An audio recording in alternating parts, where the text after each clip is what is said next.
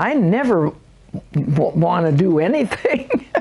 I feel retired, and I'm saying, well, no, I'm not going to do this and I'm not going to do that. But when all of this new music came to my attention, when I realized that these songs had surfaced and there was a possibility of a new album, I finally went, okay, well, let's just listen to them. And then I thought, well, you know what? If those songs didn't make it the first time around, why would I bother putting out an album now? And it was so much fun to do, to have a listen to it and then start making changes and fixing it up and working with Bob Rock. They did some musical things and some interesting things. And then, of course, there were still things to be done. So I said, there are background vocals that have to go on, and I can't do them. And so I got my daughter to do it. I said, well, she can sing anything, so bring her in. And then my nephew Dale has a studio close by out in the boonies in Nova Scotia, and he plays great guitar and fantastic pedal steel. And so we went in there and spent a day or two in the studio and had so much fun. It was a wonderful thing. I both working with Dale and with Dawn, it was like, I mean, I've known these kids since they were, well, babies. And to be in the studio with them was a thrill for me. And just to go back, and it was an all-family affair at that point.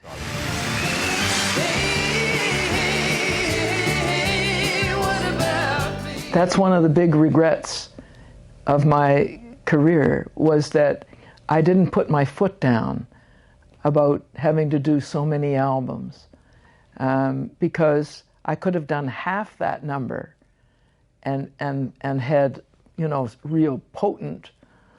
It was too diluted. It became too diluted and too hard. You know, I watch people that do the TikTok thing. I watch all of those things. I wish them all well.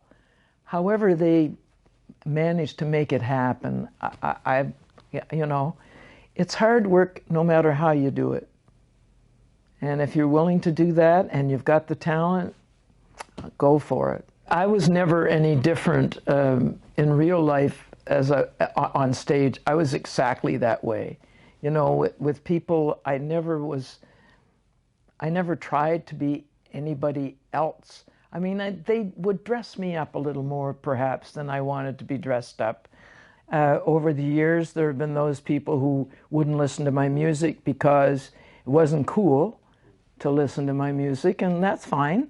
I was not singing to those people. I was singing to the people who were interested in listening to what I was singing. And I wasn't aiming it at any one particular audience. I just sang songs that I liked and hoped for the best. If I could, you know that I would fly away with you. I mean, I've always had an unusual sounding voice, and that was a blessing, because I wasn't mistaken for anybody on the radio, really, and that's unusual. And I was a very good singer, and I always sang dead center of the note, and was proud of that. I didn't ever use tuning tools, ever. Like now, everybody uses them, I think. But I can't say that for sure, but I'm pretty certain.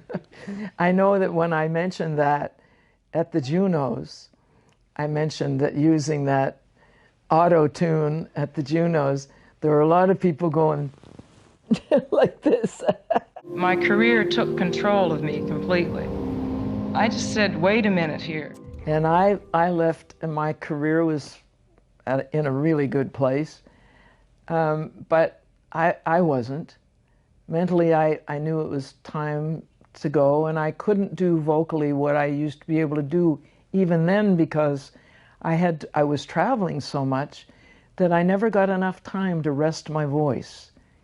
So if I went out for, say, 3 weeks, during those 3 weeks, I probably had my voice in a place where I liked it maybe 3 or 4 times during that whole time.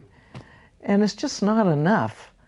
I couldn't, because I had to work 3 days on and the day off, and 2 days on and a day off. I couldn't get rested. My voice would not get rested. So the pressure was just too much for me at that point. I had worked close to 365 days straight. my priority in life is right now is staying fit and well. And I've been fit all of my life, but now it's a little more difficult. But I really work hard at it. And but I like to spend time with my kids. I have friends that I like to spend time with. I love my sports. I love to play golf. I can't do a lot of them that like I used to, but boy, I still do it. I still give it a go.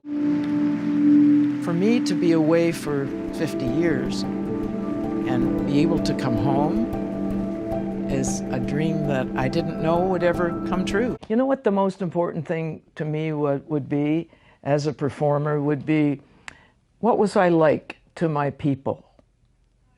Was I good to them? Yes, I was.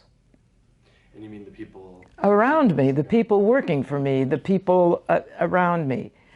I was good to them. I treated them the way I would want to be treated. And that's what I'd like to be remembered as, someone who treated people well.